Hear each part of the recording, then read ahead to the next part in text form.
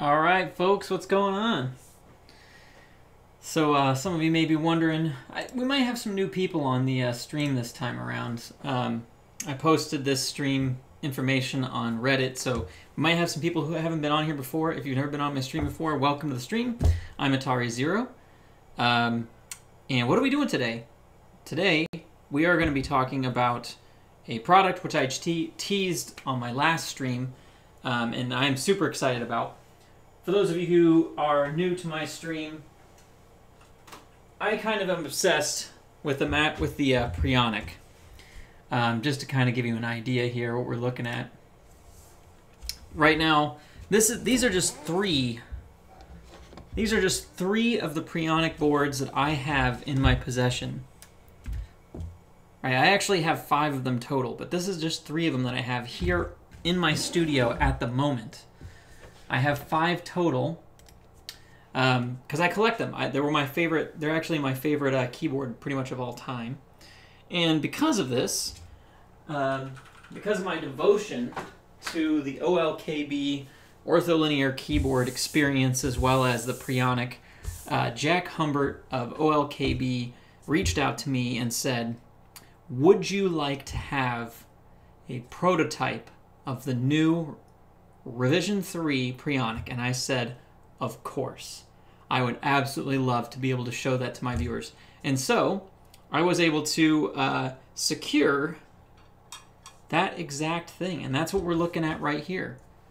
This, my friends, this is a prototype of the Revision 3 Preonic keyboard. And it looks fantastic. Now, I also already have the previous Massdrop Preonic that was run last year.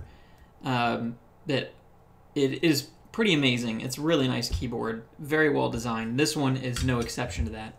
But before we continue, let me give a shout out to my viewers. Alpha Saphira on Mixer says, hi again, was glad I was able to catch you again. Actually, I was just thinking about you 2 streams ago because I was talking to another friend of mine who I believe you live in Great Britain, or like England, somewhere around there, right? Somewhere in the UK or in EU somewhere. I'm not really sure, but yeah. So welcome to the stream. Glad to see you again. And Steffi on YouTube. Hey, welcome back. I haven't seen you in forever. So welcome. I'm glad you're here.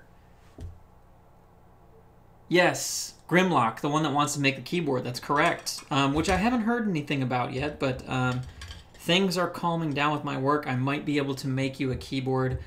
Still waiting to hear about that. So we'll see. I've been really busy with work. Kind of ridiculously busy with work.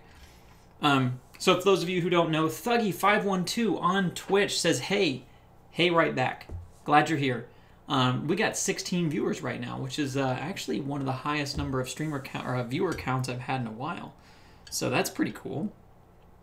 But let's take a look at this board. Let's take a look at what they packed in here, because this is a little bit different than previous Preonics that I've used. So I want to give you guys a heads up on this. Hyacinth's Jackwit, Samir Makwana, nice to see you. Thank you for joining. But I wanted to give you guys a look at this because this is a little bit different than the last Massdrop Preonic. It has some different mounting holes than the previous one. And also, just so you know, this is an engineering sample. So what that means is this is not the final. This isn't the final item.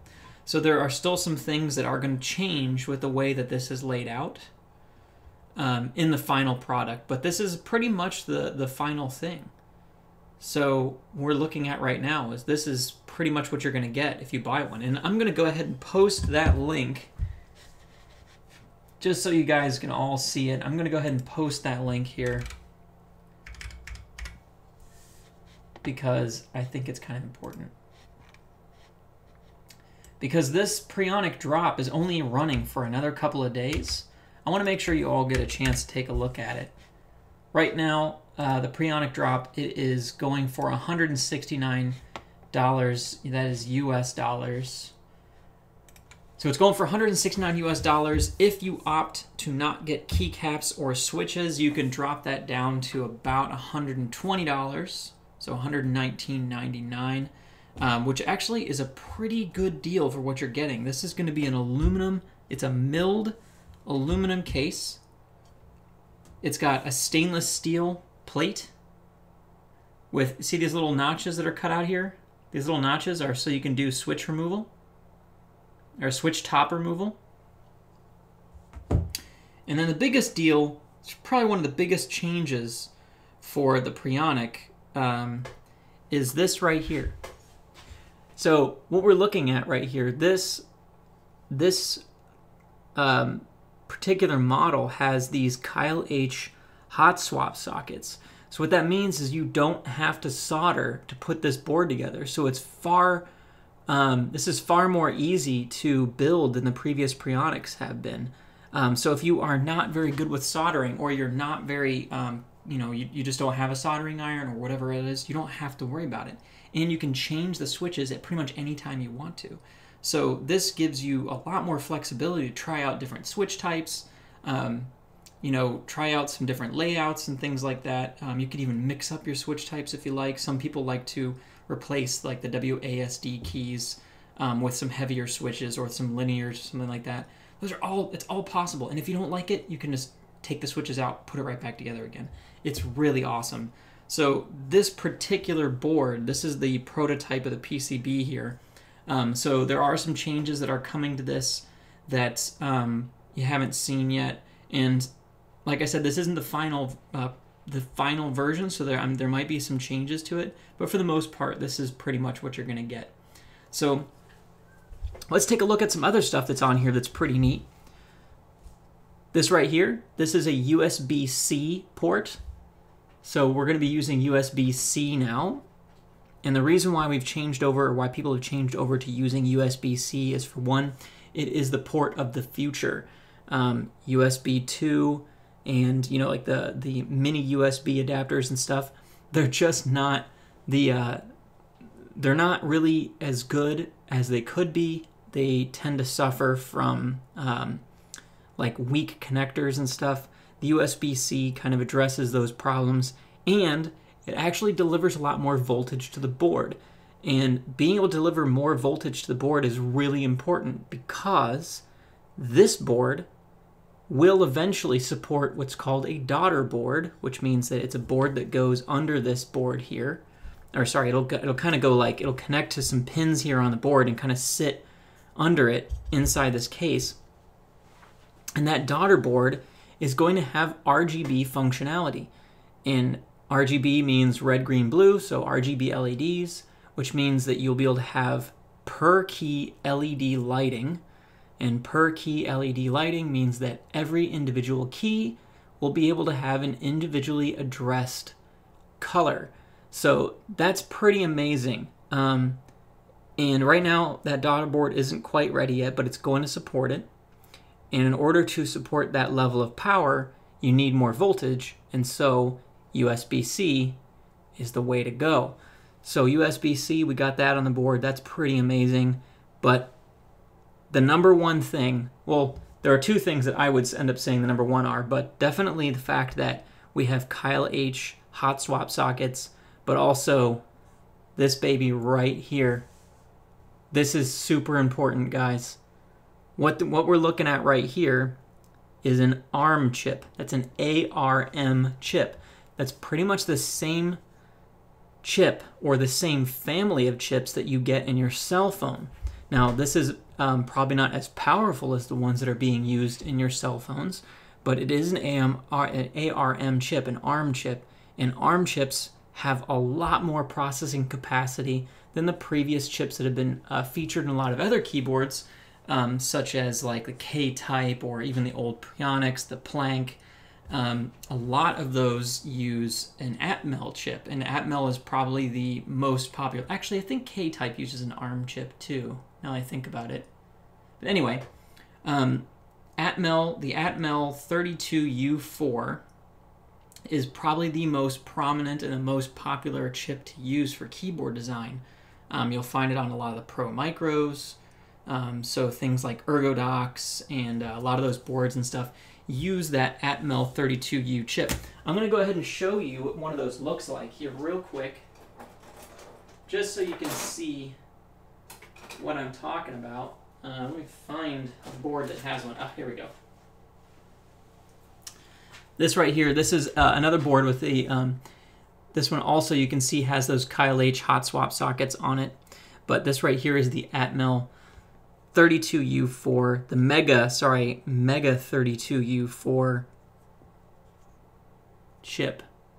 Okay, so what this does, that's like the processor that controls all the functions of the keyboard.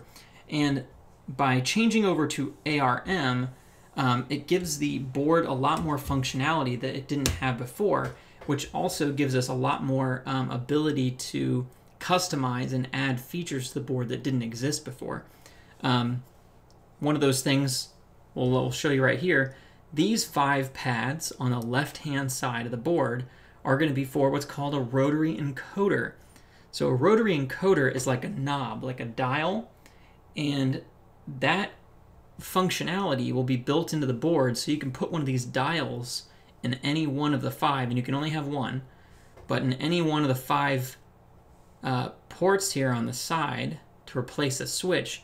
And what that does is it will allow you to use it as a kind of like a selector knob, so you could change layers rather than hitting like the raise or lower keys like you normally would. You'd be able to use that knob to change the layers between them by doing that way, which is pretty impressive. It's a really nice feature. And you can also use it for like the Preonic music mode. You'd be able to switch between sounds and stuff, or even like volume. There's all kinds of things you can do with it. And some of the rotary encoders also allow you to click on it as if you would like a regular switch. So if you get the right size for it, you could still technically use it as a switch as well. So you could still type on it, and then you could turn that knob to be able to change functionality on it. Pretty cool. Overall, it's pretty neat. So let's take a look at some of the features on it that maybe aren't so exciting, but in the future very well may be exciting. So there is going to be this is DIP switches, DIP switches. There's a little spot there for those. And DIP switches are allows you to like change settings on the bottom of the board. You can just basically flip the board over or pull in this particular version, you're going to have to pull the PCB out, and you can set these little switches to change functionality of it. And there's a lot of different things you can control with that. There's also, let's see, let me take one look more, of these things. Where is it? I was going to show you. So there are still the breakouts here. These are the pinouts for other functionality. Some of that's going to support the, I believe those are going to be there to support the daughter board. I was hoping that Jack would be able to be on the stream today, but I mean, I know he's a busy dude, so I'm not really worried about him not being here. But there is, the daughter board that you'll be able to plug into this. That's one of the things you'll be able to use it for. You'll be able to use it for the RGB board. What else is on here that's new? Around the edges of the board here, you can see these little pads right there. There's one right here. There's one over here. And these are for RGB LEDs to support RGB LED underglow. So that is separate from the daughter board that's going to be per key LED lighting, because what that's going to be is that's these little holes that are here. You can see here, because when you put the board in, it actually sits like this. Your switches sit on this side, and on the bottom, this is where some other stuff is. So that the daughter board will basically sit on this part here, and the LEDs will point up and shine through these little holes so that they shine through the keys, through the switches here. So depending on the plastic, if it's a clear plastic, like I have for these Zelios switches, which have a clear plastic housing, those will glow. So that's pretty sweet. And this is a pretty nice little board. It has a new mounting type. So for mounting it, there's like these little metal discs here. that I believe are soldered to the board. One of them snapped off in shipping, and I was able to put it back on with a little bit of super glue.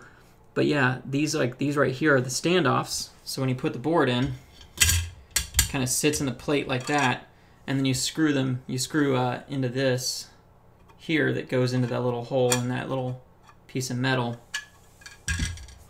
And then one of the other things that's interesting about it is because these aren't soldered on, the switches don't solder in, your plate in your PCB, they don't hold together the same way like a normal board does. Yes, Steffi, I will be putting it together, and yes, I can put Drifter on it. I have to go get Drifter out of my room. It's still packed away because I never took it out of the box or out of the bag after I swapped keys out at the meetup. So yes, I can do that, and I will.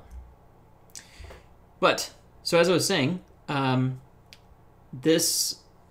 way that a board usually sits, you solder those keys in, and then the PCB and the plate are kind of like stuck together. But because you don't actually solder the switches in on this one, one of the things that you have to do is find a way to keep these two together. So the plate and the PCB are stuck together with a set of screws. So you basically put these screws through there, and then you tighten it down with like a little bolt, and that actually holds it in place. Not a bolt, but a nut. So you basically have like the nut sitting on the top here, and then the screw comes to the bottom. I do believe that might be changing though. I think that's just for the prototype that's going to be like that, but I could be mistaken. Like I said, this prototype, all kinds of stuff could change, but I'm pretty sure that this is close to the final product because the drop, like I said, the drop is going to end in about 5 days, I think, maybe 4 days left. So I recommend if you're thinking about buying this board, you jump on it soon. Like I said, if you get it without keycaps and switches, it only comes to $119. That's very affordable for a board this well designed. I ended up not jumping in the previous drop on the Massdrop Preonic. I bought mine aftermarket, and it cost me $200. Obviously, because the person wanted to make money on it, and that's totally fine. But $119 for a board of this quality, I can't tell you enough that that's a great deal.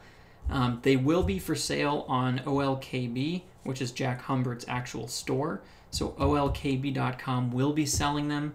I talked to Jack about it 2 or 3 weeks ago, and he said that he's pretty sure that he won't even get his PCBs and supplies in line until around the same time that the drop is getting shipped out to people in January or February of next year. So honestly, it doesn't really make any difference if you buy it from Massdrop or from OLKB because they're both going to be arriving around the same time. So if you want to get it right when it comes out and right when it's available, you're going to want to get it, you can get it from Massdrop now, basically, and then it will be shipping to you the same time it's available. If you get it from OLKB.com, you're going to have to wait like maybe 2 weeks or so for it to be shipped. So just keep that in mind. You can buy it from 2 different places. I do know that Jack was saying he is working with some other retailers now, so shipment from his store is going to be faster than it used to be. So that's pretty cool. So anyway, if you get it from Massdrop, that's awesome. If you don't, that's totally up to you.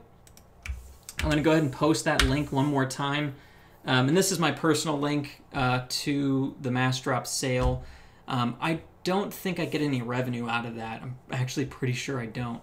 But I think it just ties it to my channel so they know where it came from, so that it's not just kind of like blind orders coming in. So if you decide to want to buy it and you use my link there, it just basically gives me some credit through Massdrop. Not like monetary credit, but it gives me some social credit from them, which is whatever. I'm not really requiring it. It's totally fine. So again, I want to thank you guys for joining me on the stream today. We're going to be putting this board putting this board together today. Let me go over the parts we're going to be using. So, obviously I have the PCB, got the case here, got the top plate, got all the screws and everything. We're going to be putting in, these are Zelios 67 gram switches. Zelio switches are some of my favorite switches of all time. These are not lubed. I considered lubing these switches, but lubing switches correctly, like the whole way. If you've been on my stream, the last stream, or if you've been on the past couple that I've done, lubing switches takes about 2 hours, depending on how you do it. Sometimes it takes even longer than that. I'm not really in the mood to lube 60 switches right now, taking them apart and lubing them together. That's just not on my list of fun things I want to do today, so I'm probably not going to do that. What we are going to do is we are going to put these switches in.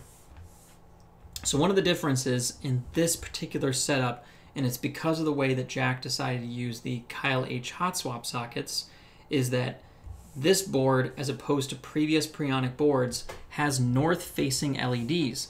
So a north-facing LED basically means that the LED points away from you. It faces north, which you might actually be facing south, but whatever. They call them north-facing. So basically the LEDs face away from you. South-facing LEDs, so here's that. This is where the LED hole is, right there. So a north-facing LED points this direction, away from me. But a south-facing LED would be facing this direction, so be facing towards me. So north-facing LEDs go this way. And right now, there is a little bit of a controversy about north-facing LEDs and GMK cherry keycaps. So what happens to be the case is that, so GMK cherry keycaps, row 3, which is like, let's see, that would be like your ASDF, GKL, KL, or whatever. It'd be that row. It's this row right here. Row 3 cherry is very, very shallow. It's like tiny. It's like this. It's very thin. So the problem is when you have GMK cherry switches, or GMK cherry keycaps, are meant to be paired with south-facing switches. So when you have them north-facing, there's a little bit of a bump. You can kind of see it on the switch. See how the front of the housing is sloped on one side, and the back side of the housing is kind of, it's not sloped, right? So it's got like a bump there. So the problem is that when you put the keycap on it, part of the keycap that is designed to slope like this side hits this bump right here. And it kind of has a weird feeling. So there's a bit of a controversy about that. Not a huge one, but there is some kind of concern that you're going to have this weird feeling. So to address that, Jack actually is going to be starting to sell these little, they're very thin metal washers that you can put on your tops of your switches before you put the keycap on, and that will help raise the keycap up just a tiny bit to prevent that rubbing from happening. I only have one set of GMK caps, that's GMK laser. I don't really notice it that much. It might be, you know, some people might not like it. It might bother some folks, but to be honest, it really doesn't bother me that much. I probably won't even notice the difference. If I do, I'll just get the washers and I'll be fine with it. One of the things that's cool about this switch, about this particular plate, is this is very, very well engineered. I mean, look at how sharp those lines are. It's very well engineered, so these switches just clip right into it. It's really nice. There was some issues with, I believe, the Preonic, or not the Preonic, the Plank from 2 runs ago. The plates were not done the same way, because I believe this plate is, yeah, I think this plate is stamp cut. Yeah, it looks like it's stamp cut.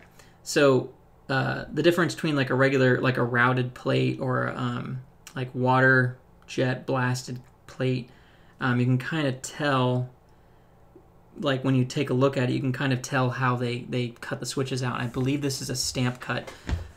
So stamp cuts tend to be a much cleaner edge, which is really nice. So that means that you don't have a bunch of jagged things going on, or jagged edges on it. So it makes it easier to put your switches in. So that's cool.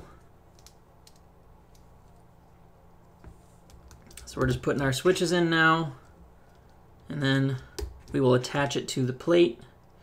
And the reason why I'm doing this first, putting the switches in the plate first and doing this, is because I tried doing it the other way, but because these aren't hot swap, the switches themselves kept pushing the PCB away from the board, and it was a little bit funky doing that.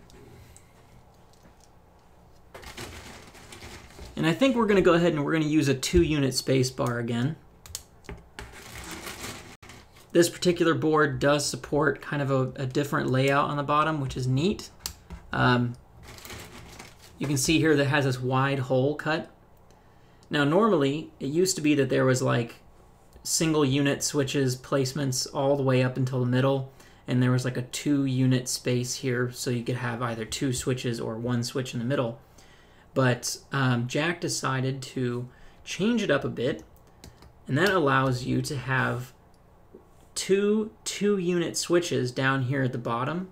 So you can have 2 2-unit switches, or you can have a 2-unit switch and 2 1-unit switches here. You could have, you know, the 2 1-units here and a 1-unit. It's like just gives you all kinds of flexibility. So there's a lot of different styles you can go with, which is pretty neat. I thought that was a pretty cool choice.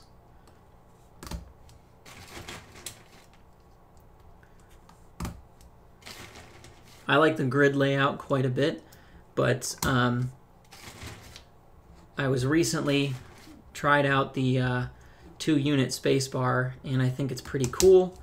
And also because I can do the 2-unit spacebar, that gives me the ability to do a couple different stuff. Hey Vapey, what is going on? Welcome to the stream. I'm actually doing really well today.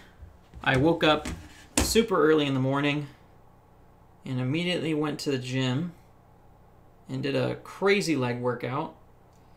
So I feel pretty good from that.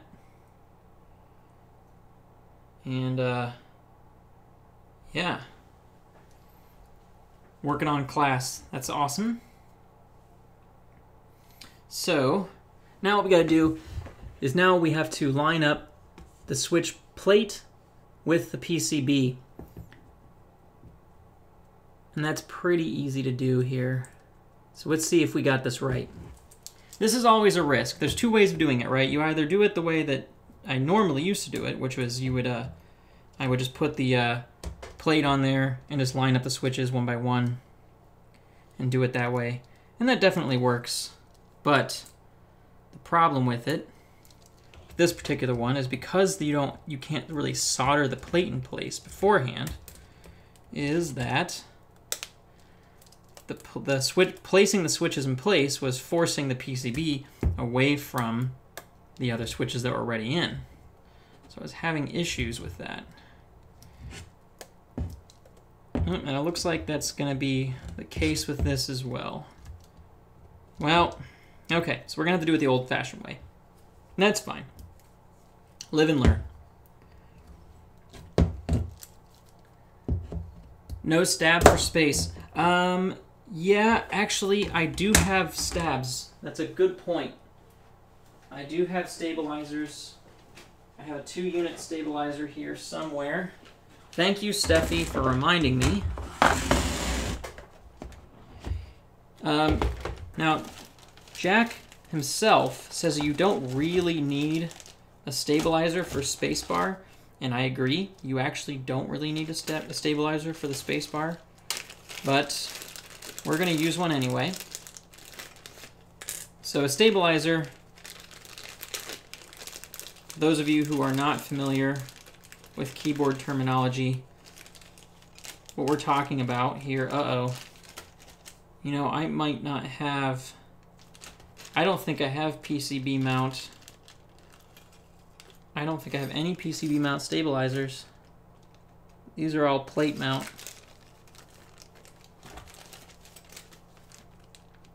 Yeah, these are all plate mount stabilizers. So, oh wait, I take that back. I do have some. I have so many plate mount ones. So for those of you who don't know what terminology I'm talking about here, plate mount stabilizer basically just means that rather than the stabilizer is what keeps the switch from rocking back and forth when you press on one side or the other. And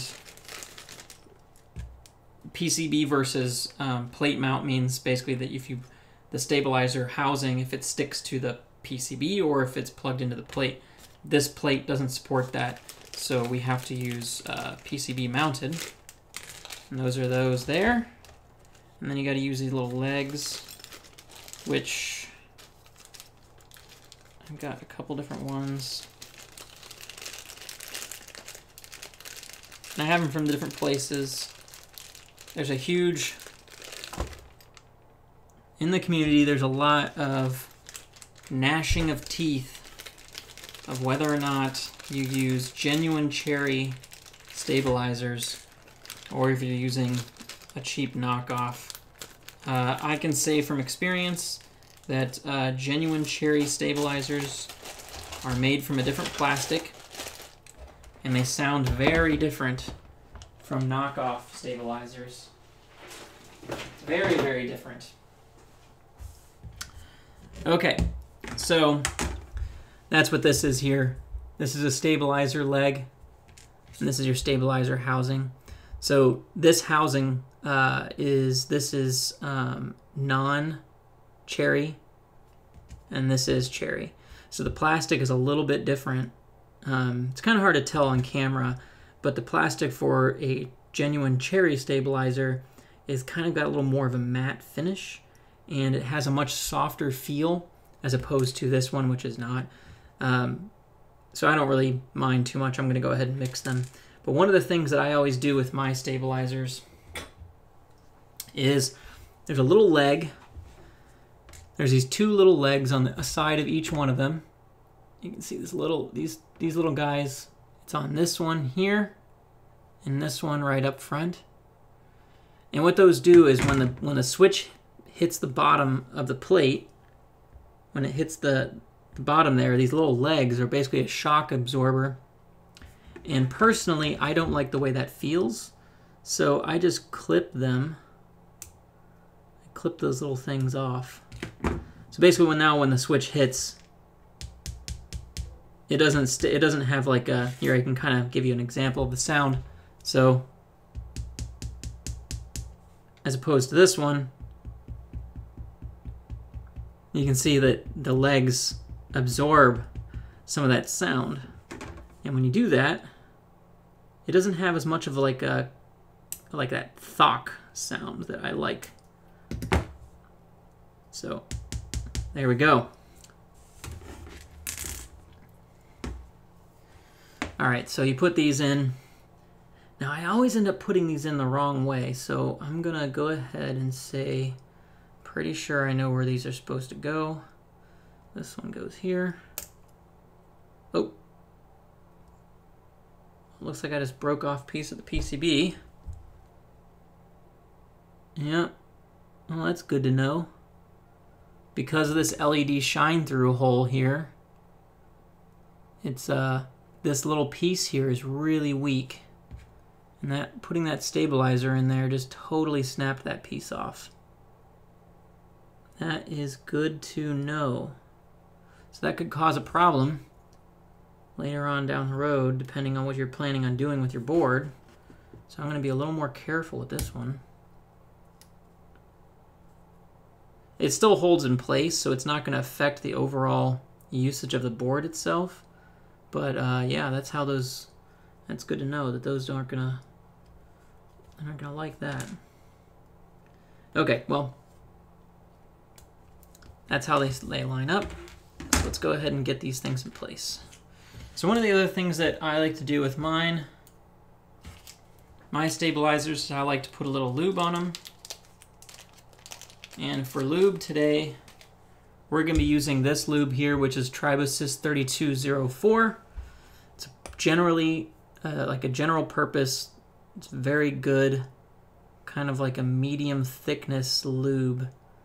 And it's pretty, I think it's kind of cheap. Some people think it's, You know, depending on where you buy it, you might think it's expensive, but in general, I think it's a pretty good price. So what I like to do is I like to put a little lube on the housing in the spot where the metal bar goes. So we're just going to put some in there. The metal bar goes into this little end here, and it's kind of hard to see it in this light, but it goes inside there. So we're just going to put a little lube inside that spot, and we're going to do that on both sides. Again, a little bit of lube, and you don't need much. And this is just to help it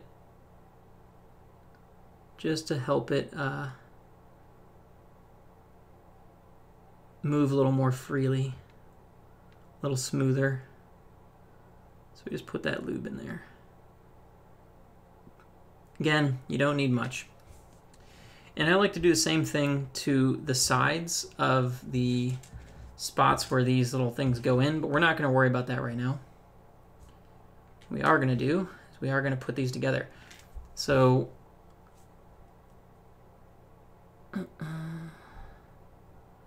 these just kind of pop in there.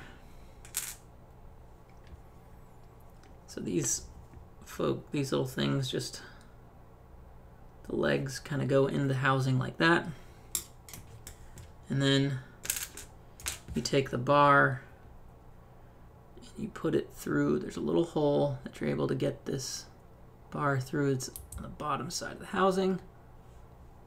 And then it clips in that little hole. So there we go. So that's one stabilizer in place. And then what I do is, like I said, I like to go in with a little bit of lube, and I like to lube the sides of these little like sliders here.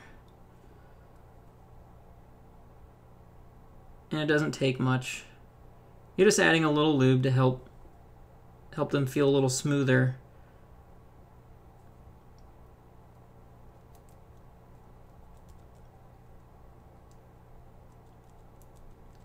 It doesn't make a huge difference, but it does help a little bit. Helps your switches feel a little bit smoother. Or your stabilizer, I should say. Okay, again, put that little piece in there. And then we're going to clip this in.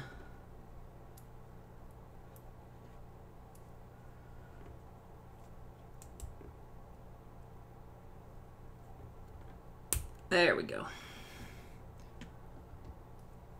A little bit of lube. Again, not much. Just need a little bit on one side.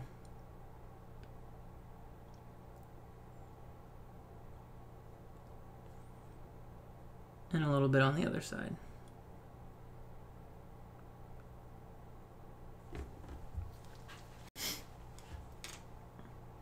Okay, now clip them back into the PCB. Again, watching out for that one piece that broke off. Oh, and there goes the other one. Wow, well,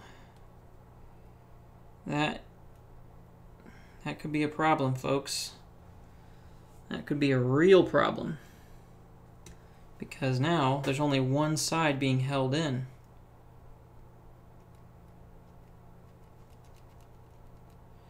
Well, I should definitely tell Jack and the Massdrop crew that could be a serious problem, because I mean that just broke off like immediately. See how thin those pieces were? I'm sure they've addressed that at this point, but that's just kind of the nature of the way these PCBs are put together. When you have that many holes in that small of space, you basically you run the risk of a lot of little thin spots like that. And I actually have another friend who's designed a PCB, and there's so many holes put in the PCB to allow for all these different switch layouts that it looks like Swiss cheese. It is very wild. I'm just putting a little more lube in there since I can. All right. There we go. Stabilizer is in place. Okay, so like I said, because of the way that these switches go in, the fact that it didn't quite go in there correctly. I'm just going to go ahead and pop out these switches. I'm going to use this tool here. These are basically just like, these are like chip removers for like a PCB. And what you do is on a switch, there's these tiny little legs that clip in, that hold the switch in place.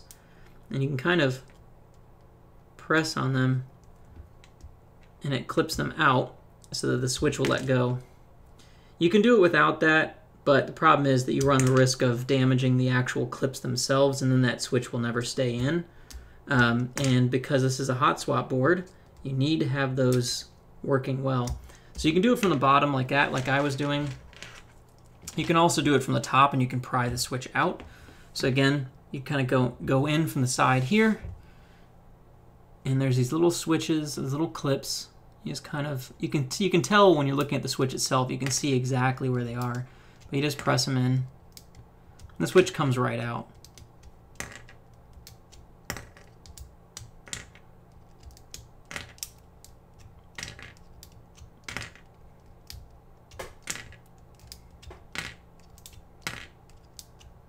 So that's what we're going to do.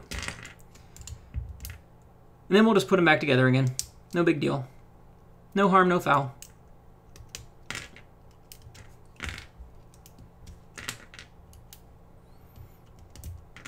Now normally on boards, people would also lube the switches, which means opening up the switch housing and putting that same lubricant, this Tribosys 3204, putting that inside the switch housing in a couple spots to help smooth out the switch feel.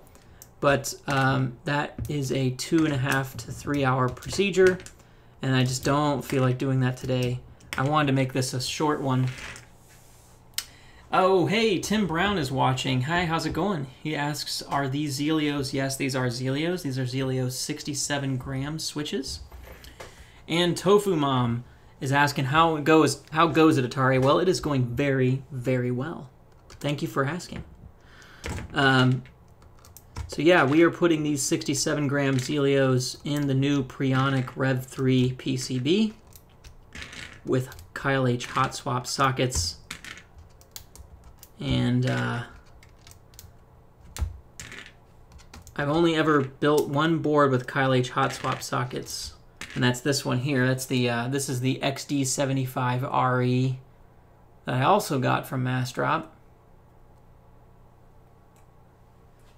So that's that. So one of the switches types that I wanted to put on this board were Kyle H Hako Royal Clears, but some of you may know those box switches from Kyle H cause issues with GMK key sets, plus some others. Like I noticed that there was a problem with my XDA sets as well, and it damages your keycaps. So I decided to not put those switches in here because the tactility of those are fantastic, but my GMK keycaps, GMK laser to be specific, were very expensive, and I have no desire to basically throw away that much money. Run the risk basically of damaging a set of keycaps that I waited forever to finally get, and then when I got them, you know, be like, oh, I'm gonna damage these. Honey, it ain't happening, not today. All right. Yep, looks like we got some bent pins already. One of the problems with. So one of the things that's kind of an untold thing about Kyle H switches is the legs on Kyle H switches are very, very stiff, and so I found that a lot of times on Zelios switches the legs get bent very easily. I don't know why that is. I don't know why the legs are so incredibly thin and so frail, but they tell you what, man, you look at them wrong and those legs bend. And I don't really have that issue with Kyle H switches, but these two of these legs are already bent like crazy. And I just got to use some pliers here and bend them back into place. Tofu Mom says you're hoping that these box blacks don't damage my caps. They seem to be fine. Yeah, it actually seems like some of the batches don't really cause any damage. The batch that I had with those box royals and with those the box navies and my Hako Royal clears, they all had some issues with my keycaps, so I removed all of them. So I just can't risk it. My keycaps are too nice. I want to make sure that they stay nice, so I am not risking it at all. Playing it very safe. Now, it didn't break any keycaps. It just stretched the plastic. Definitely stretched the plastic. So that was kind of a bummer. Once I noticed that, I was like, okay, we're done. I'm not messing with this. Because I waited forever for laser, you know? I was waiting for so long. Man, these switches do not want to go into this housing. No matter what I do, they keep bending. So I guess we're going to have to be a little different about these ones.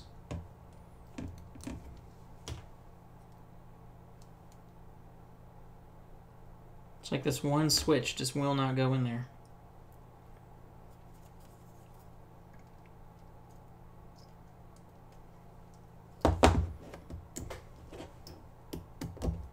Yeah, see, that one goes in fine.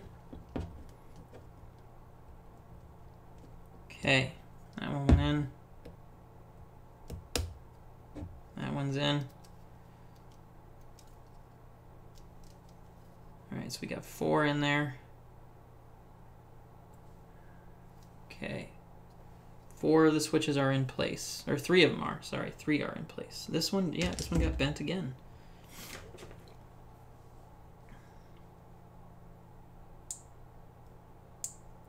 So they're talking about, on YouTube here, Tim Brown is asking how do the box blacks feel. So I was talking to Tofu Mom about that. But box blacks are a linear switch. For those of you who don't know, it's a linear switch. I just recently got into the linear switch world with Telios, which are also made by the same, those are made by the same people who make these switches, which are Zelios switches. So Telios are same manufacturer. That is Zeal PC. So you can check out, I believe it's their website, zealpc.net. If you haven't ever tried Zelios switches, I highly recommend them. They are fantastic switches.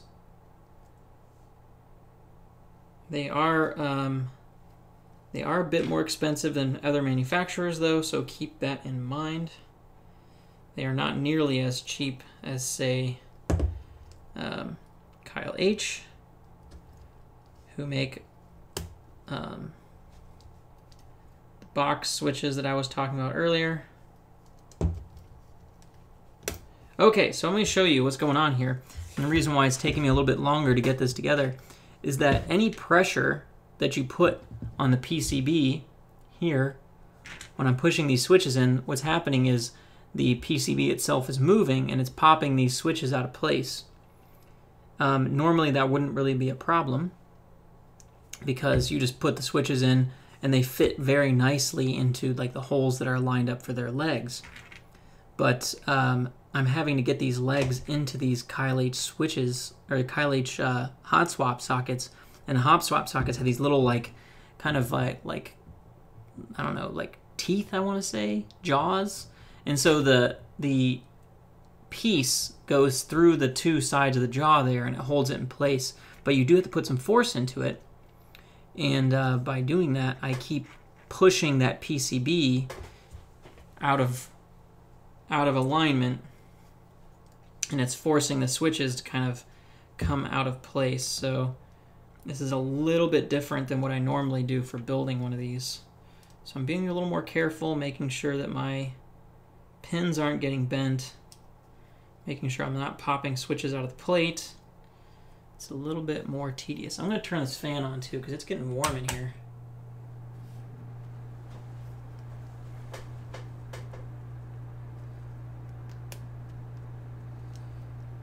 So yeah, I just recently got into linears. I normally wouldn't use linears, but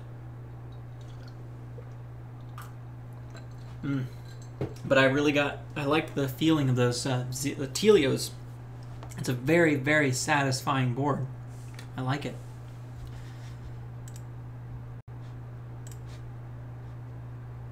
All right. So also up on Massdrop right now, they are selling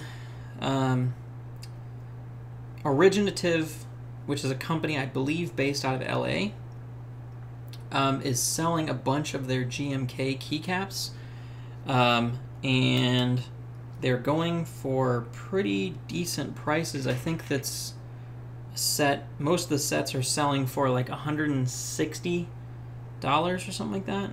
For a GMK set, that's actually pretty good. And I was looking at some of the sets on there. So actually, I'm going to show you. So Tim Brown says the hot swap junk seems pretty annoying. I'd say it's only annoying because I think the way that the plate on this one is set up, if I had the screws in place to like kind of line them, to kind of put some pressure between the plate and the PCB, so there's like this gap here, if there was like something to push the plate against the plate, it wouldn't be so bad. Which is kind of what I'm doing here, where I'm lining out these switches in a kind of a particular order to help put that pressure against the PCB. I think it'd be fine. I had the same problem with that XD75, so it's really not that bad. And yeah, just like Droshna is saying, oh hey, Droshna's here! Awesome! So, folks, Droshna is one of the people who I comments regularly on OLKB's subreddit, which is r/OLKB. So Droshna is kind of a good person to ask for information when it comes to like QMK and just OLKB stuff in general. So Droshna, welcome. That is freaking awesome. I feel honored. So Droshna, you might be able to answer some questions for me because I do want to flash this board. And I know that the method for flashing the ARM boards is a little bit different, so I might have to hit you up for some information later. I'm probably not going to flash this board today because I gotta fix my layout. But yeah, Droshna, you are definitely a QMK legend, which is awesome. Yeah, Donnie West says having to desolder your key due to some terrible circumstances. Yes, I totally understand. I had to desolder 2 boards in one day because of the issues with box switches. That whole fiasco with box switches. I didn't want to damage any of my keycaps, and it was the day before the Seattle meetup. And so basically all day long I was frantically desoldering switches so that I could get this stuff in. But luckily I've got this baby right here. I don't know, let me show you. Let's take a look. Look at this here. Where is it? There we go. This one. This is the Hako FR301 desoldering pump. It's an automatic desoldering pump. It's got a vacuum pump here. So you pull this trigger and it has an electric vacuum that just sucks the solder right out. And it has a soldering tip here. Very, very convenient, but also very expensive. This was like $300, but it made short work of desoldering that board. It was awesome, but it was definitely worth it. I'm going to be starting to mod people's boards for them, so this was like a huge purchase for me. It was to be able to do this so I could mod people's boards, because I have friends who are like, hey, I have this quick fire board, and I want to change out the switches for, like, get rid of these box browns, or sorry, not box browns, get rid of these cherry browns and replace them with some box switches or something, and I can use this to help them out with that. So in the coming weeks, you'll be seeing me modifying other people's boards quite a bit. That's my plan anyway. Because I typically go with you know, these OLKB boards, but right now with the revisions coming through, they're not really, it's kind of hard to get them, so.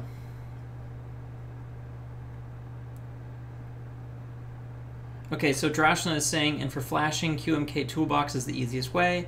Otherwise, it's DFU util for the target command from the command line. Yeah, so ARM still uses DFU, I'm guessing. Because I'm also thinking I'm going to have to make sure I specify it's the that it's the Rev3. Because right now I've been using Rev2 for pretty much everything. I have to re-pull my QMK stuff anyway. My QMK repository, local repository, is ancient, so I gotta redo that too.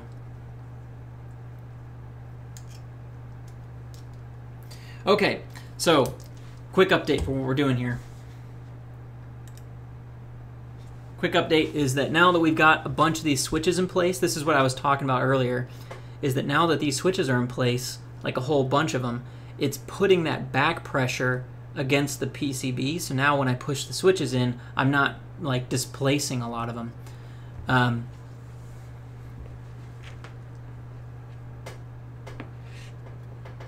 So now when I push these switches in, I don't have to worry about the, you know, the rest of these keys popping out of place, because the board is held in pretty well now.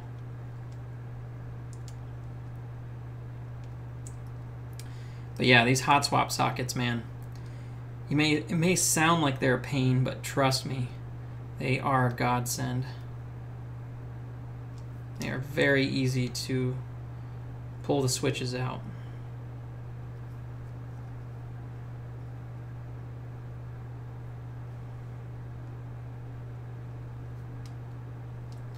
Drashna says, yeah, because the pinholes are very small and there are a lot of them. Yeah.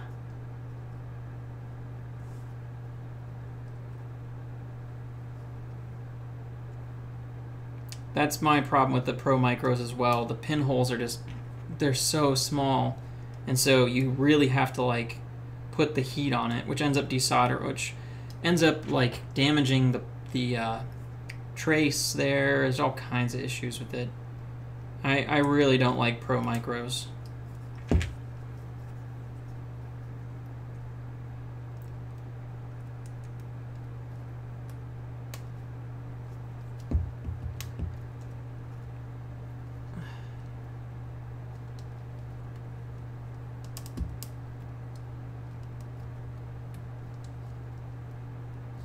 Well, this switch does not want to go in. It's weird, the pins are in. The switch itself is not going into the PCB correctly.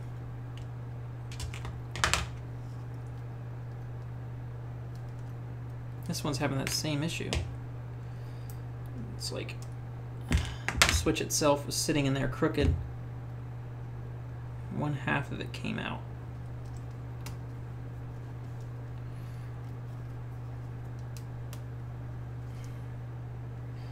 I noticed that on a couple of these switches earlier when I was first putting this together too, a couple of days ago when I was testing it out, that for some reason some of these Zelios, they're like, they sit in the plate kind of crooked. They like push up a weird way, and I don't know what that's from, but it is kind of weird.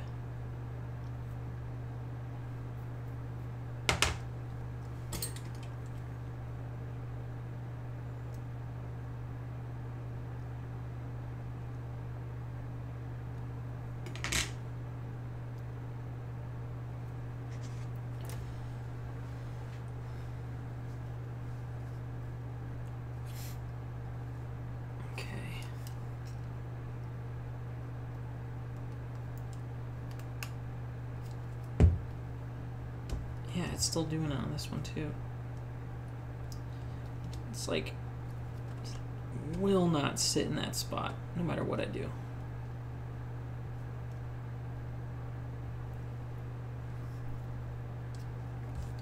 Alright, let's try to figure out what's going on here. Why is this being so difficult?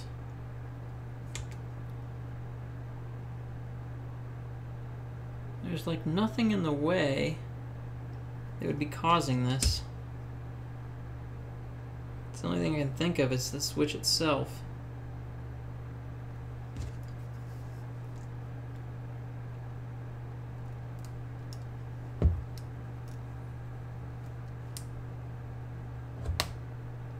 There we go.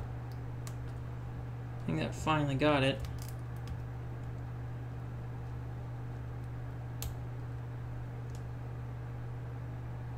Nope. Yeah, these two switches both are just, I don't know. There's something wrong with them. Yeah. There's something wrong with the actual switch itself, it looks like. So I'm just going to swap them out for new switches. It hopefully won't have that issue.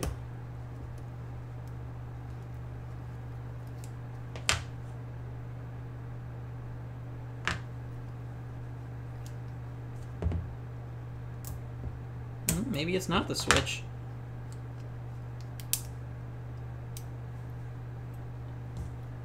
These guys are also having some issues. This is a mystery. Wow, enough that it actually clipped the top of this off.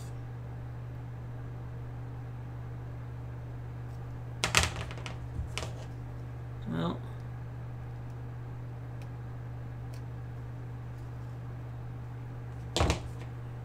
Okay.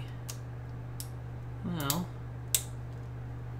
Like the top of the switch housing is coming off. There's so much pressure on this one side. And it's wild. I've never seen a switch do that before.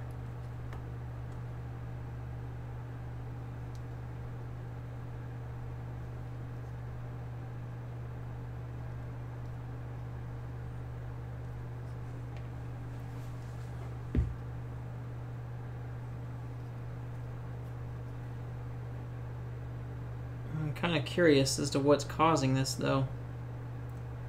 It's like as soon as I put pressure on it, the whole switch housing just opens up. Like it doesn't even try. Look at that, like the whole thing just came apart. There's definitely something going on with this. Wow. Yeah, it won't let go. Yeah, that whole switch just exploded. What is going on with that? Oh, I see now. This particular hole right here, this switch hole, is like a fraction of an inch too small. It's like just a tiny bit too small on the, like it's kind of hard to tell from this, but it's maybe like maybe half a millimeter, if even that. A third of a millimeter too thin. That is wild. I have never seen that before.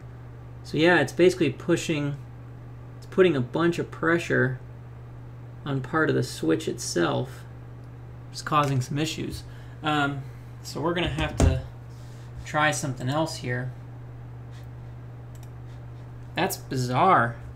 Well, maybe those other two switches are totally fine then. It's just kind of a bad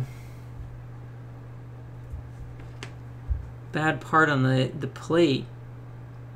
Okay, so that's two things I need to tell them about. Because that plate is definitely not cut right.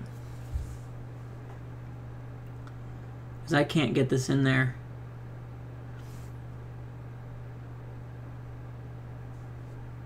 No, not without like causing some issues with the way that because the switch will hold, but just barely holds. And it's definitely like I'm asking it quite a bit. I'm asking quite a bit of it for it to go in there, because it as soon as you put any pressure on the back half of that switch, the switch just pops right out. So there's not enough room in there for it to go in. All right, well, we could try a couple things to help out with that. We could try like shaving off part of the switch, I suppose. That might not work very well.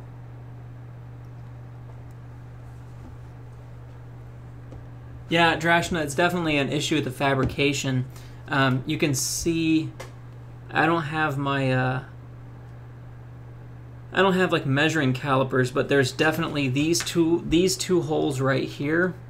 Oh, actually, you can see it on the board. It's on the plate itself. You can kind of notice here the difference between this part of the plate and this part of the plate. You can see that the thickness there definitely isn't the same. You might not be able to see it with that. Let me get that. Let me adjust the focus on this, so maybe you can see it. Okay, that's a little better. You can see the plate thickness between the two and the placement. It's definitely not correct. Those holes are very small compared to the other ones. Yep. And they're not in the right places either. You see how they're kind of shifted a little bit? They're shifted downwards a little bit, and they're also a little bit thinner. So, yeah, it looks like maybe the machine might have slipped a little bit there. But they're also thinner too. Those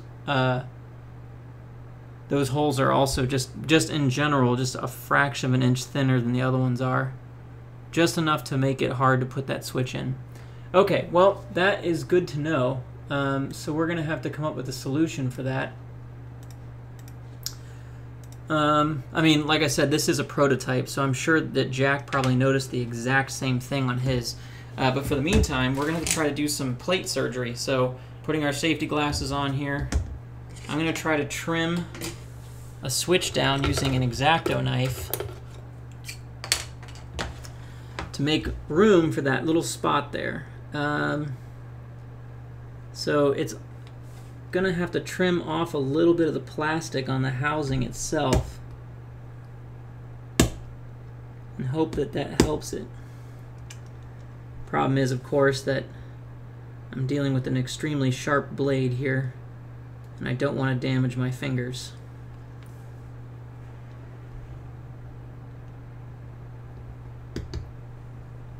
I've modded these switches before, so I kind of know how to handle it, but like I said, this is just a prototype, so I'm sure that's been addressed already. But I do want to get this board built today, so I'm just going to do it.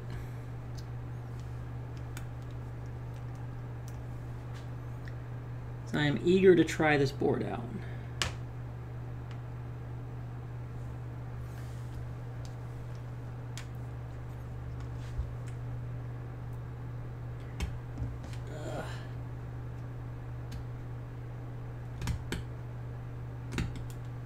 Okay, a little bit trimmed off of that one. I might be able to get a little more trimmed off this back end too, but there's not much plastic to deal with, so trimming them isn't easy.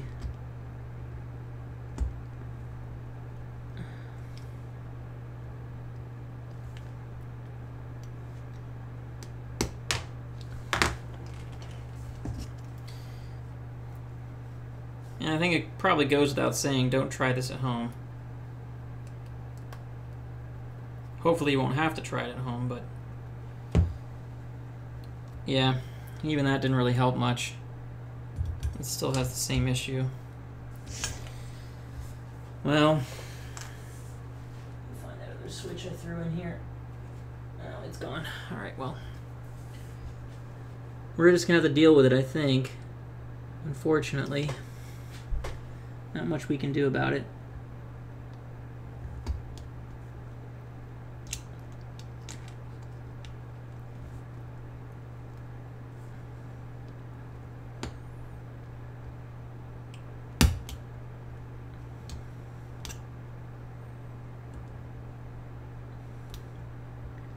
Now, like I said, don't try this at home unless you know what you're doing. I have spent many years using X-Acto knives to do what I'm doing right now. Unless you have really good control, I don't recommend doing this because X-Acto knives will totally mess up your hands if you slip.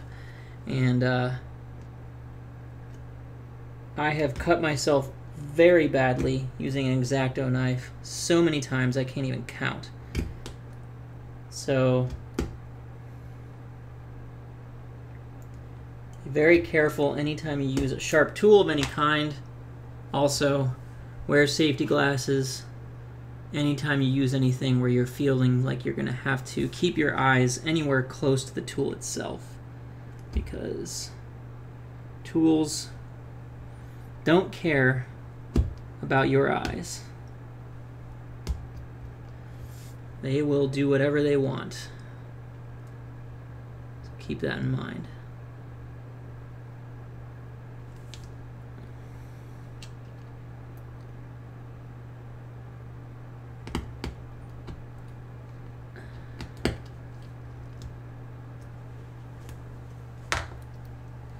Yeah.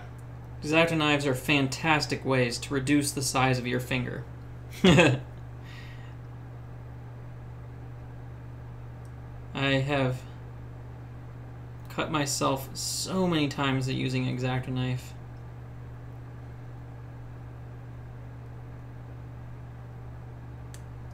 It's just too easy. But they're very useful tools, just like many other tools that I have that are very dangerous. They're very useful, but they are also very dangerous, so you just gotta give them respect. Respect the tools and the fact that they can damage you. Alright, well that helped a little bit on that switch. This one's still funky, so we're gonna pop it out and maybe trim it just down just a little bit more. And hopefully that'll help.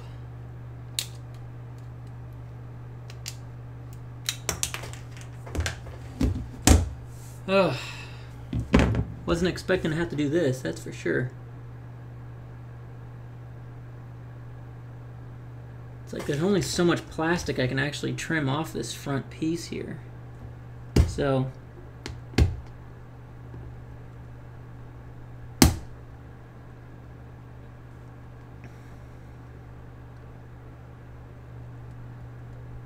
and the plastic itself is clear, so it's really hard to tell if I'm trimming it or not. And then I really get it in the light.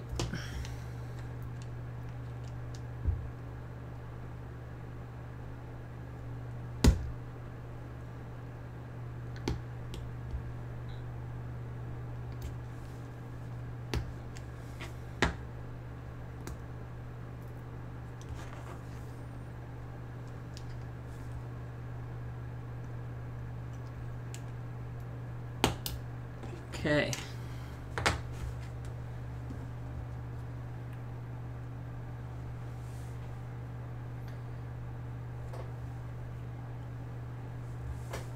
Oh, Drashna, yeah, the best part, the rotary encoder slots. That's true.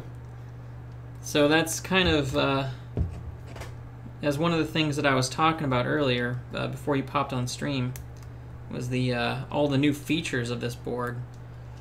Yeah, no matter what I do, I cannot get these switches to put in place to stay in place because of that, the size of that that hole there. No matter how much plastic I trim off, I don't think that I'm gonna be able to trim off enough to make that switch pop in place correctly. It looks like that's the only one that has that issue, though. So we're gonna go ahead and move forward and just kind of deal with that and keep an eye on it. Just go ahead and put the rest of the switches in place and let them know that there's a problem with that plate. So yeah, there's a spot.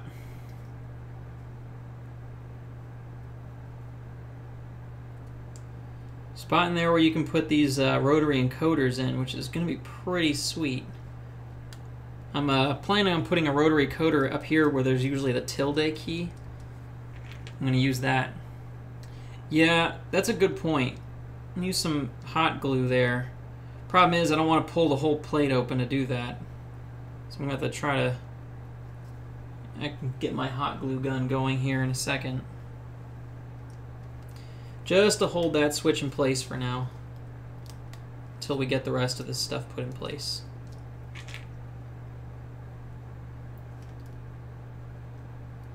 And really the only danger is the fact that when I go to pull a keycap off, it might pull that switch out, but I guess that's not that big of a deal, right?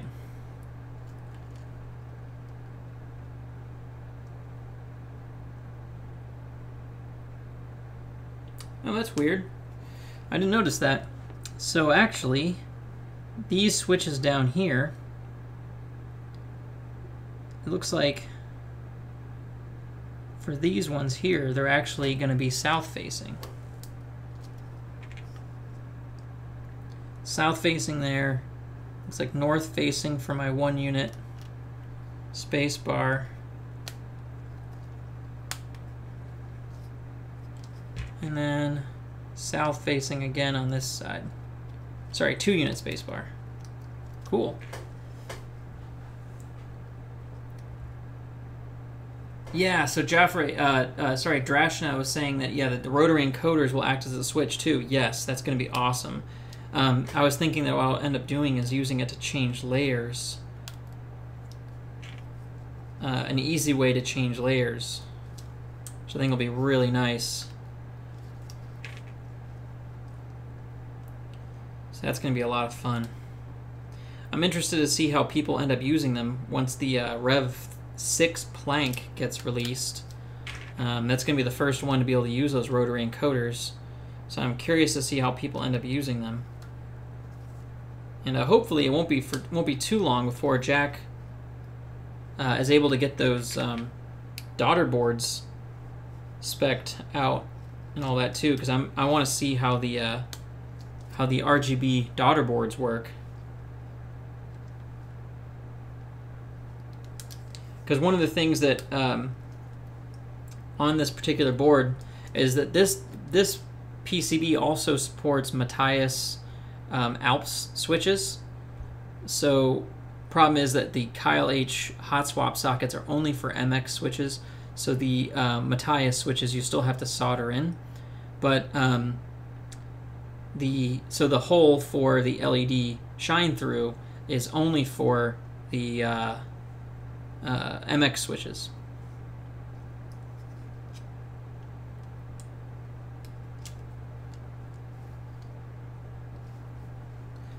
But I want to see how those work out.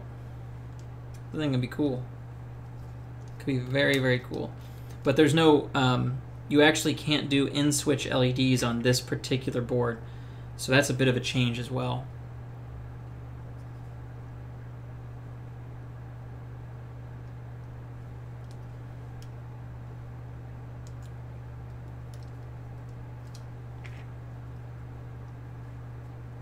Moki Doki says Kyle H and there's a face. I'm not sure who Kyle H is. Maybe that's an actual person. But Kyle H is short for Kaihua, which is the brand that makes the hot swap sockets. They also make the box switches.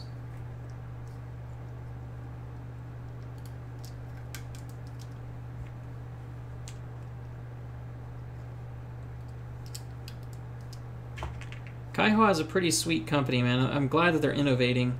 Kind of sad that they, you know, there's this issue with the tolerances on their box switches. That's really unfortunate, but I think that they're going to spring back from that pretty quickly.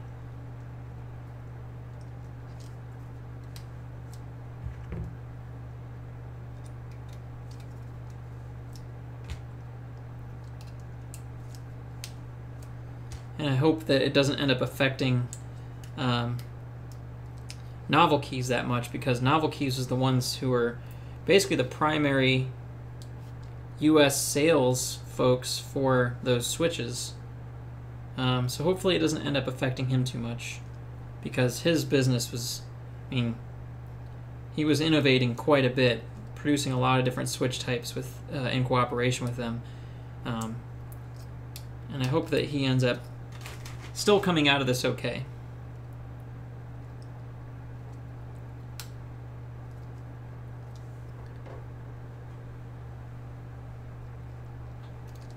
Okay.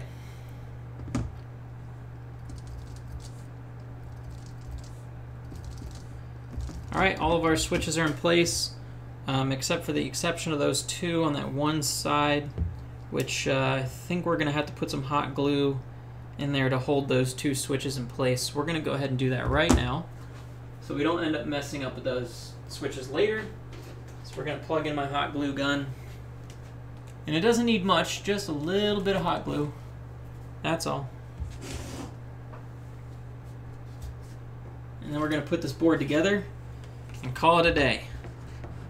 Folks, we have been streaming for about an hour and a half. For those of you who are just tuning in, we are building this is a prototype for the new Massdrop Preonic keyboard with the Kaiwa KLH hotswap sockets. It's got an ARM chip. It's also USB-C. It is a pretty awesome board. I'm very impressed with it. So once we get done with this, we're also going to put these screws in place. So it comes with a couple of different screw types. You got these longer guys and these bolts, these nuts here. And what you do is a couple of spots on the board. There's a hole. You just put that screw through there, and then this nut goes on top.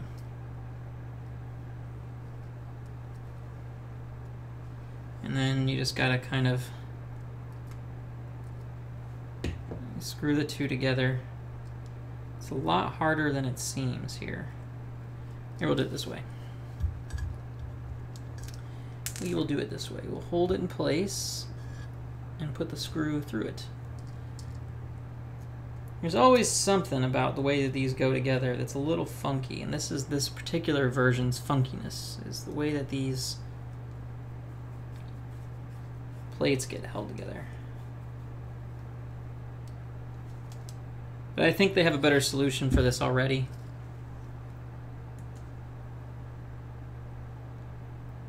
So what I'm doing here is I'm just putting this nut in place here, holding it in with my finger, going from the back side here, putting the proper size screw in there, and then screwing it in.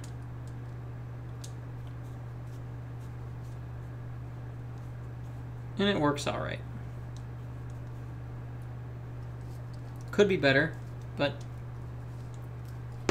once you get it in place, once it's actually like kind of on there, I can just use these needle nose pliers here to hold the screw in place, and then just turn the screw.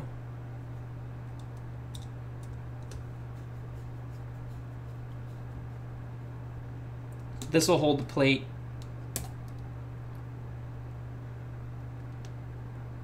Because you got to be able to hold the plate in place, since there's no solder that hold the switches and PCB together. And then the whole thing with these little metal standoffs here, the whole thing is kept separate from the case itself by that.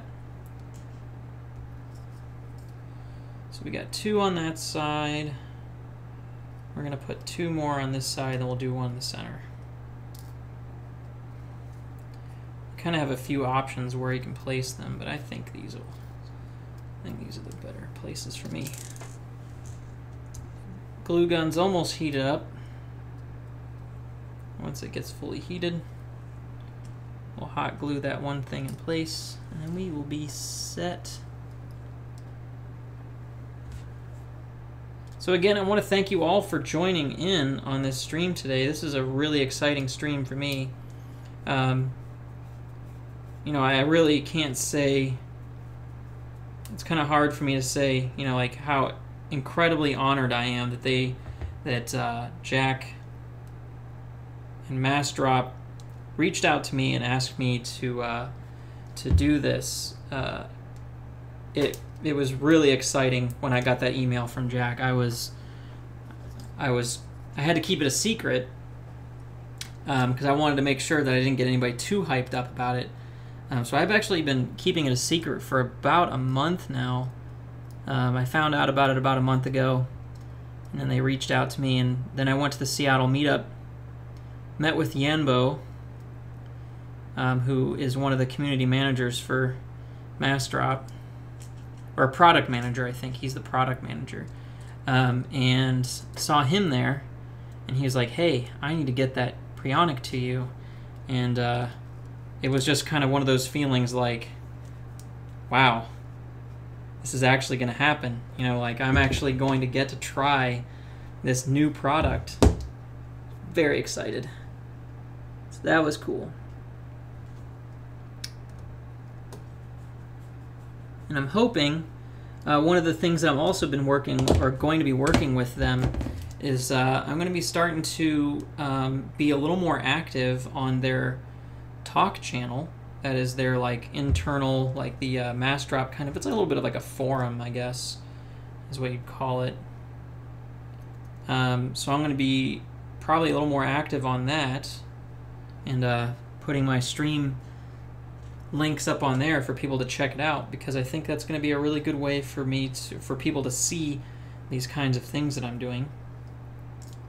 And who knows, I might be able to be testing out new products and stuff and checking that out. It'd be kind of cool to work with them. I know that Massdrop gets a lot of hate, but you know, they're really doing, I think that they're doing really good stuff for the community. I think that it really helps that they're out there trying, you know, to get these new products and stuff out there, because, you know, we're a niche, or a very niche market, and for the people who keep coming up with these new designs and stuff, you know, it's going to be hard, or it is hard, to get the kind of attention that they're able to give for these things, you know, for like interest checks and stuff like that. It's not as easy as it seems. And so it's really good that there's a company out there that's helping out with this kind of stuff. Help get some new products out there, get people interested in these things. Oh, looks like this side got a little too tight. I'm just popping those switches out.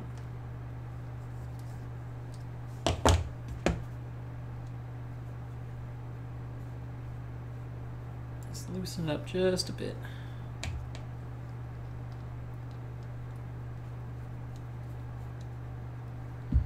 All right, there we go. That's better. Yeah, I think that they said they got a better way to mount these, so that's good. Because the problem is, you put a little too much tightness on those screws that hold the plate in, it's going to pop those switches out of place. So you just got to be a little careful about how much pressure you put on them. You can just dial it back just a bit.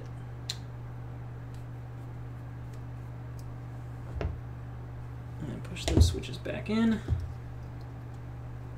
I was getting a little zealous. A little overzealous there. Okay, so now hot glue gun is hot. All we're going to do is we're going to put a little dab of hot glue on these two switches here, just to give them enough stability. We're also going to use a toothpick to help keep that glue from getting everywhere. So I'm just going to put a dab of glue in a couple of spots. There. Just a bit. It looks ugly, but if it helps these switches stay in place, so be it.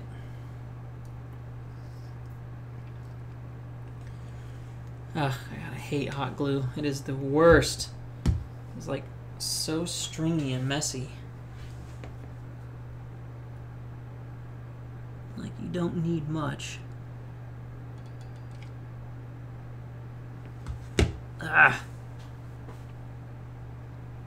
Get out of here.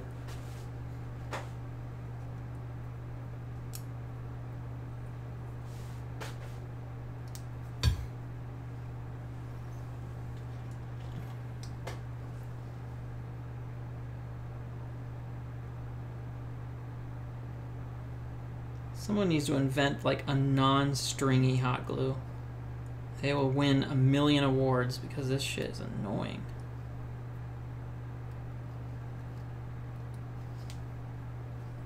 Put that on Massdrop. Non-stringy hot glue.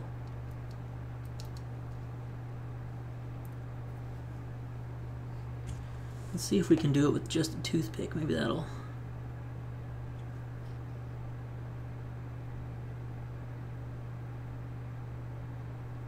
Ugh.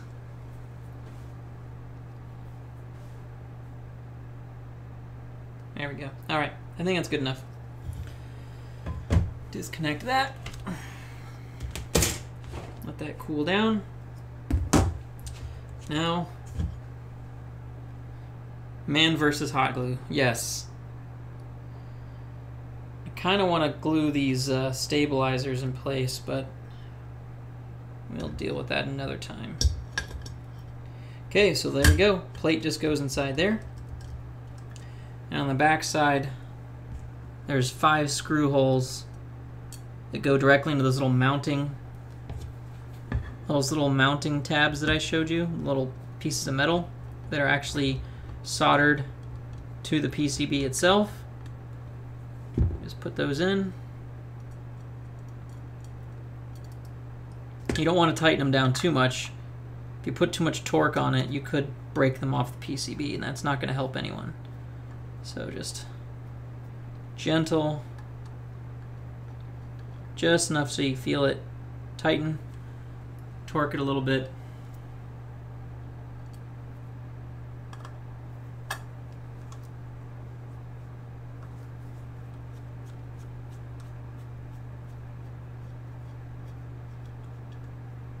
Okay, that's almost done. Then we'll put our keycaps on here, and we'll be ready to go. I am going to flash it. I'm probably going to end up flashing it later because I need to update my QMK because I think that Rev3 is on there. Drashna, is Rev3 on the QMK repository? Because I probably just need to re-pull it. My ability to use QMK and GitHub is not fantastic. I use SourceTree for it at home or at work, and so I get a little lost when I try to do things there. Okay, I need keycaps. Oh, I did say that I was going to use DSA Drifter, so I'll be right back. I just got to grab that.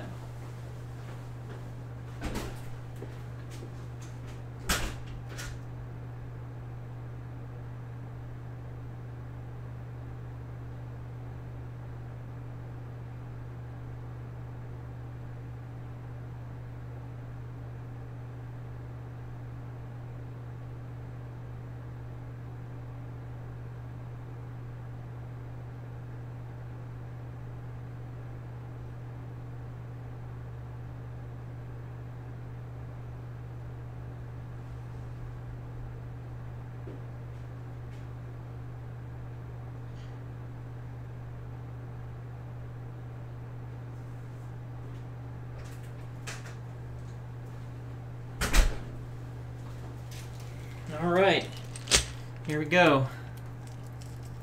And yeah, it's in the repo. Okay, sweet. All right, so this is the longest USB-C cable I have, unfortunately. It's only like 3 feet long.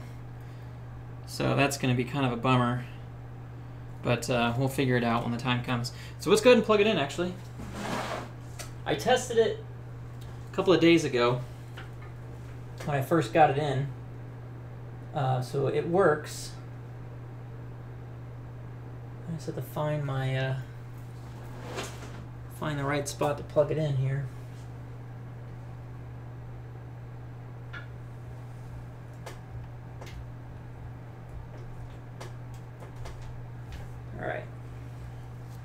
So let's just plug it in to make sure.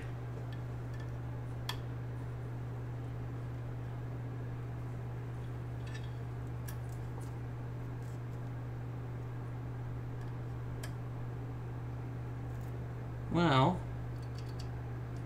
either my USB port is not functioning, which is possible.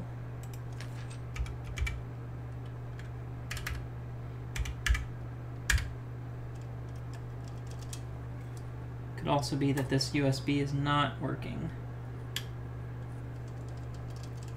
Well, that is not cool. Pretty sure it's just because of the way this USB is plugged in, so just give me a second. I noticed this before. There's like one spot, there's like one set of USBs that don't work on this board, or on this motherboard, and I don't know why.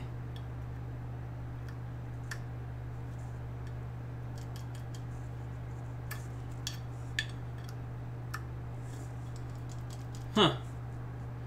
Well, let me think through this. I might have to get a different USB-C cable.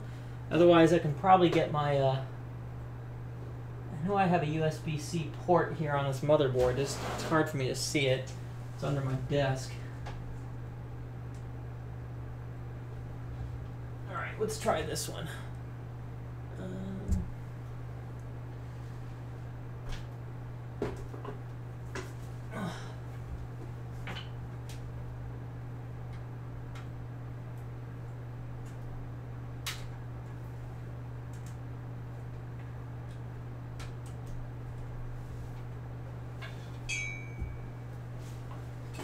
Jeez.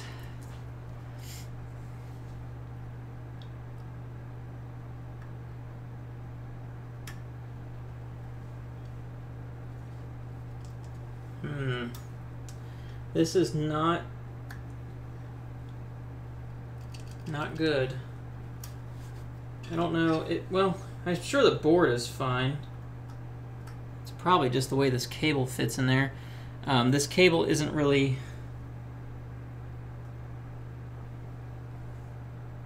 Yeah, I think the cable isn't plugging in all the way. Okay, let's try maybe a different cable. See, the cable housing on this is, or the end of this cable is kind of big, so I think it's not plugging in all the way. I do have another USB-C cable I can use for it. So let me go see if I can get that real quick. I'll try that next.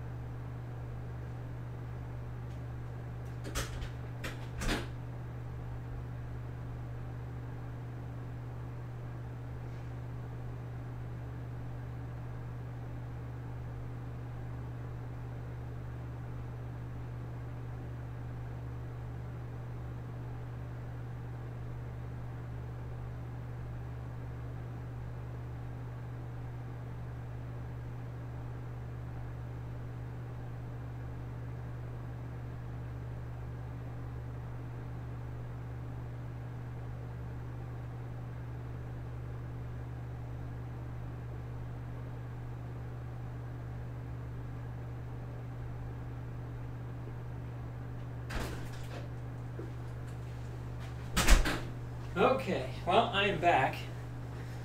Okay, so we got a USB-C cable, but unfortunately, this one is USB-C to USB-C. This is from my Mac, And this motherboard doesn't have a USB-C port, like a dedicated USB-C port on it. So I'm just double checking to make sure that is the case, which I'm pretty sure it is. Yeah, there is no like dedicated USB-C port. So we're gonna have to plug this into my Mac instead. Because this does have USB-C. And don't really have any adapters available on me right now. So this is gonna be a bit different. Mange, what's going on? Mange is here on Twitch. Just come here to see how my favorite degenerate is doing. Yeah, well, the board's built. I'm just gonna plug it in now. But my streaming PC does not have a dedicated USB-C port on it. So we're kind of having to get creative.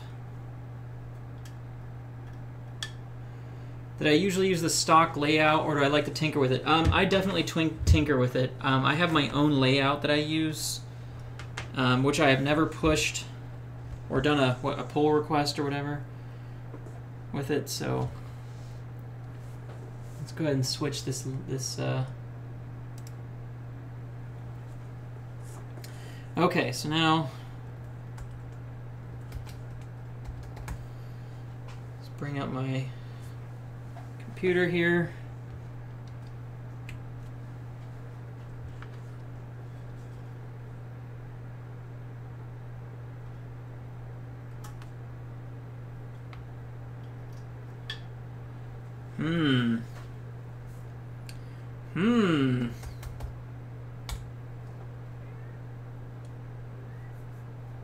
This does not bode well, folks. Because it is not detecting it. I may have a dead PCB. And yes, Mange, this is the hotswap board. But it's not going to make much of a difference if the PCB doesn't work.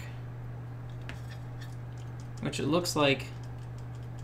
Yeah, it looks like this PCB is not working. I plugged it in a couple of days ago, and it didn't make the noise, but it definitely typed a couple characters, so something since then has happened. But it has been sitting on a shelf and not exposed in any way. So I'm wondering...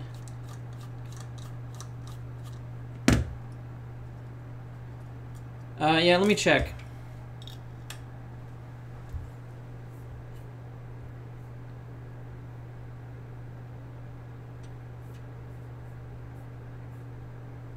That's not what I wanted. Come on, go away.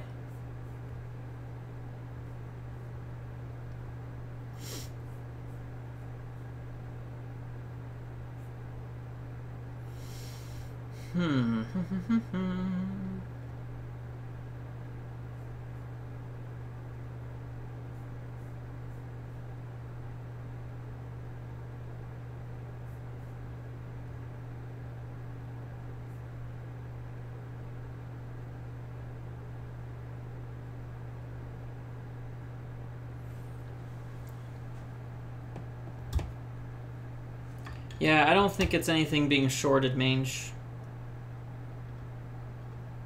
It may have just died in shipping. I could have sworn that I had it working the other day, though. But, I mean, the day I got it, I was really busy. So I plugged it in. And I just tried out a couple keys, and it seemed to work fine. But, and it's just been sitting on a shelf for the past, like, 4 days. But I don't think anything is shorted on it. Like I said, it's just been sitting there. It hasn't been doing anything. So this may actually just be a dead PCB. Let me see here.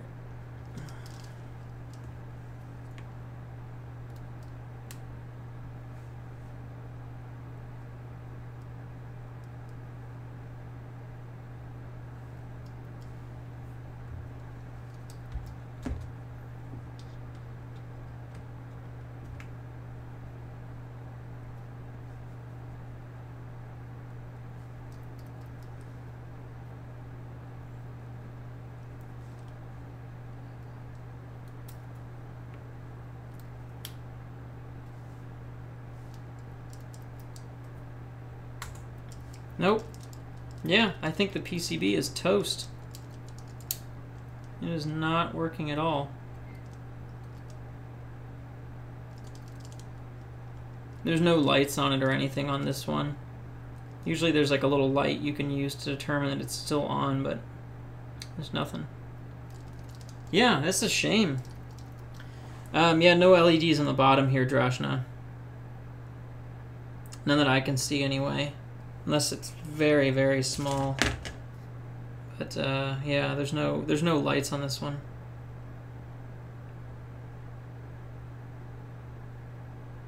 Doesn't pick it up as a bad device or anything.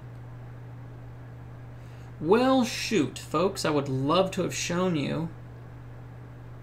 I would love to have shown you this board working, but it doesn't look like it functions anymore. Well, it looks like I'm going to have to wait.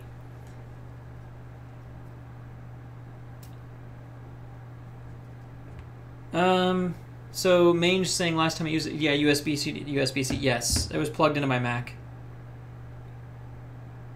And it turned on, but like I said, I don't remember. It was late at night when I did it because I came home from Seattle. Or not came home from Seattle, but came home from work and it was here, and I had been at work for like 12 hours. And I swear I plugged this in and pressed some keys on it. So yeah, yeah,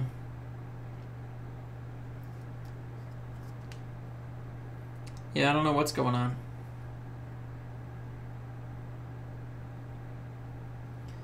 But I think that's the LED for it. Yep, that's the LED for it, and the LED is not coming on. So yeah, I think the board's just dead.